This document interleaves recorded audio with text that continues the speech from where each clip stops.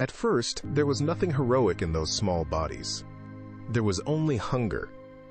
There was warm on the skin, short shadow, and the smooth of the leaves over the head. Long before someone imagined the future, Africa was changing. Forests retreated to certain places. The light came in stronger. Camparivano raider, bushes, isolated trees. A landscape no longer closed. Not sure. And right there, between low branches and red soil, some of our ancestors began to live in a new world. They didn't know yet, but every step would become a test. For millions of years, life had a simple rhythm. He knew where he was sleeping. He knew where to eat. He knew how to disappear at the slightest noise. The trees offered fruits, leaves, nests, shelter. The land was open, exposed. Under the branches, a small group moved with caution.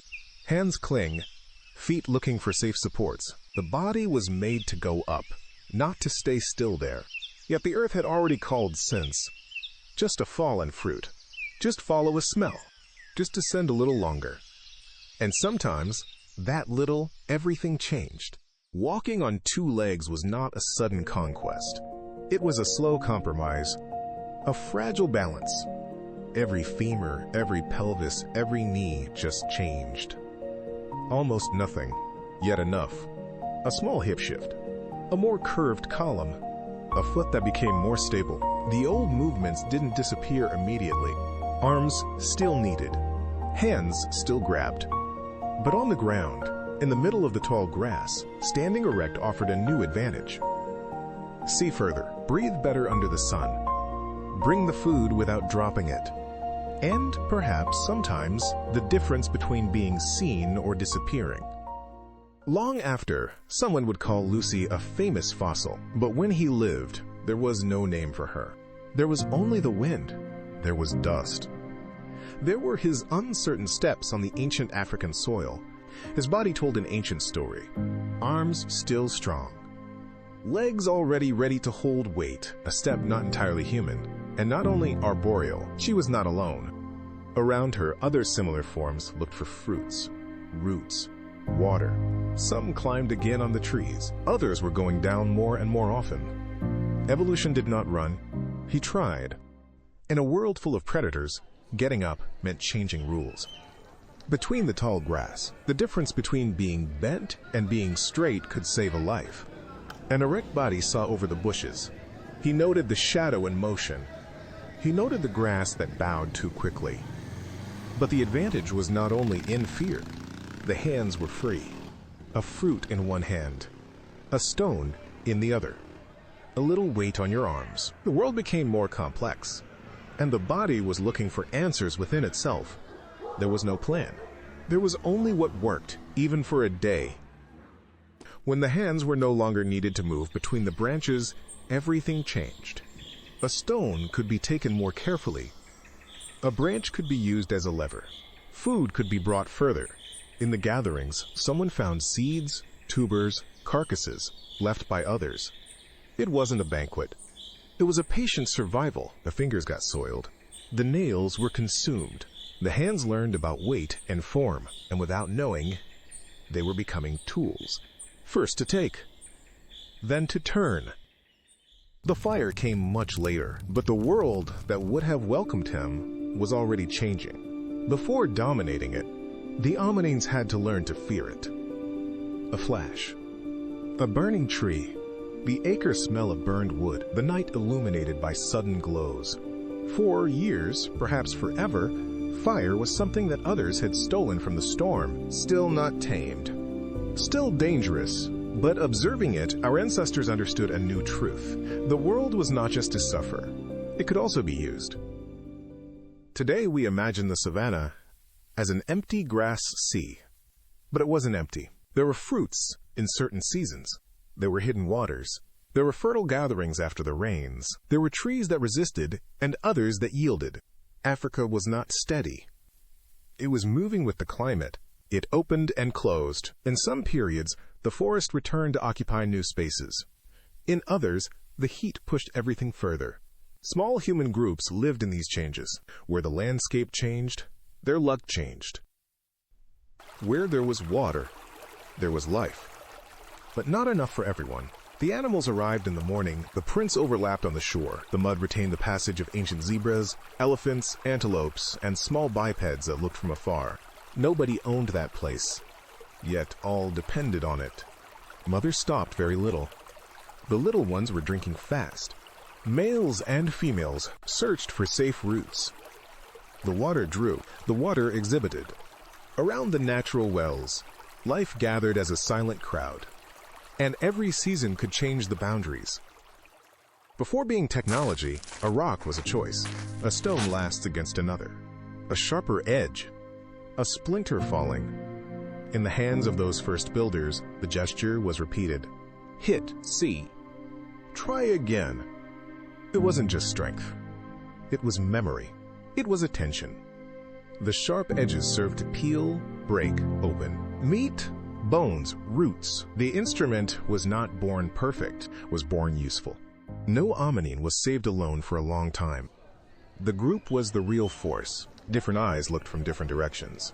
An adult felt the danger before another. A little one followed his back. A firm companion meant precious minutes. Sleep was short. The night was full of creaks. A broken branch could mean a feline. A low voice was enough to turn everyone around. Cooperation was not kindness. It was survival. And that is where the story of man begins to become social. In that land, every step had a price. The grass also moved without wind. A sudden silence could be worse than a noise. The predators were not an idea. They were yellow eyes. They were muscles in the dust. They were the distance he shortened in a moment. Being erect helped, but it wasn't enough. Just wrong a turn. Just delayed. It was enough to stay too long near a fallen tree. And the landscape suddenly became a predator too. There were no paths as we mean them.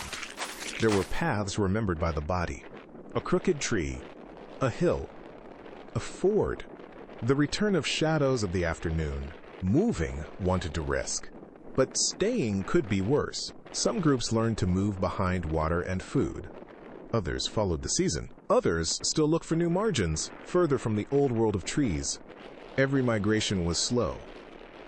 Every arrival uncertain, and every new land asked for a more suitable body. The bones tell a lot, but they don't tell everything. Even the brain grew, adapted, learned. Not in a flash. Not like a revelation. Each generation inherited a little more than that before. A better memory of the places. A greater skill in recognizing forms. A more careful care for what was needed tomorrow. The world became more difficult. And the mind answered with patience. The transformation was not visible in one day, but adding days, seasons, thousands of short lives, change became irreversible. Africa was not always Africa itself. The lakes grew and retreated. The rains changed direction. The wind brought seeds to new places. Some species disappeared.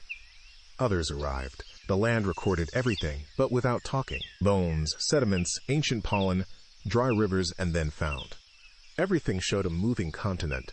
The first ominines did not invent these changes. They crossed them. And crossing them, they changed too. Sometimes history leaves tiny marks. A footprint in the mud, a broken bone, a stone left next to the water. The sun wiped everything quickly. Then there was more rain. Then another sand. And time buried. Millions of years later, those tracks would be resurfaced.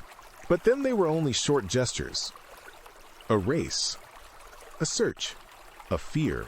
Big revolutions are often born like this. Almost invisible. At one point, being straight was no longer an occasional experience. It became habit. Then need. Then inheritance. The children were already born in a world where bipedism made sense. Basin, legs, foot, everything helped that old gesture. Not perfect, but good enough to continue. Distances became less scary, and when one thing works for long enough, nature stops wondering if it's new. He just calls her life. We are the result of choices that no one called so. Slow adjustments. Overnight, stay alert. Hands they learned. Eyes looking far away. Of uncertain steps become safer.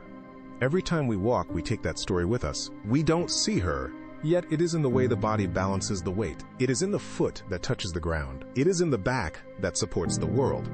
The childhood of humanity has not disappeared, still lives in our movement. There was not only one day when we became human, there have been many small days, some hot, some full of dust, some with rain on the shoulders. In one of those days, a group stood up, looked over the grass, and continued on. Not to conquer, not to dominate, to find food, water, shadow, shelter, to stay alive a little longer. Yet that simple gesture opened a road that no one would ever close. From that moment on, the world began to remember us moving.